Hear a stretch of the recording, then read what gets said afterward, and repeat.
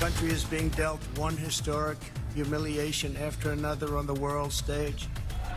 Former President Trump is in Washington tonight for the first time since he left office. He spoke to a conservative group that was primed for some indication that he will run for a third run at the White House. As WBZ political analyst John Keller shows us, Trump delivered a preview of what he'll focus on if he runs again.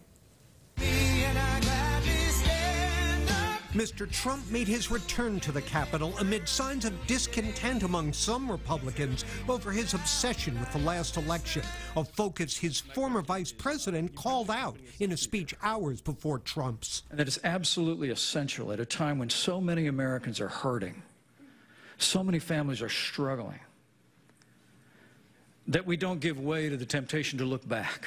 There is no longer respect for the law. And for most of his speech, Trump did look forward to an all-out Republican-led war on crime. We need an all-out effort to defeat violent crime in America and strongly defeat it, and be tough and be nasty and be mean if we have to.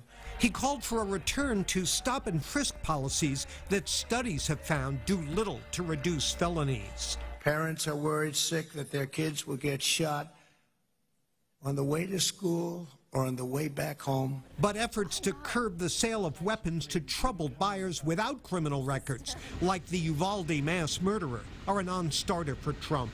Take the guns away from the criminals who shouldn't be having guns. Let the people that have to have guns, that need to have guns, let them have them. And in the end, he abandoned his script and returned to his favorite theme, the past, and his contemplated revenge. We got millions and millions more votes. And you know what? That's going to be a story for a long time. What a disgrace it was. But we may just have to do it again. We have to straighten out our country. So do you think this speech will do anything to deter those Republicans who say they might be looking for someone new?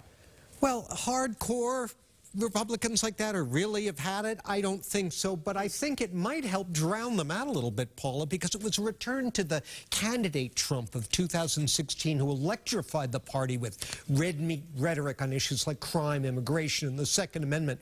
Paula, it was like a greatest hits concert by a band that hasn't had a hit in a while, but leaves the audience saying, hey, they still got it. And if Trump intends to run again, as I suspect he does, that was mission accomplished. It's going to be very interesting to watch. John Keller, thanks so much.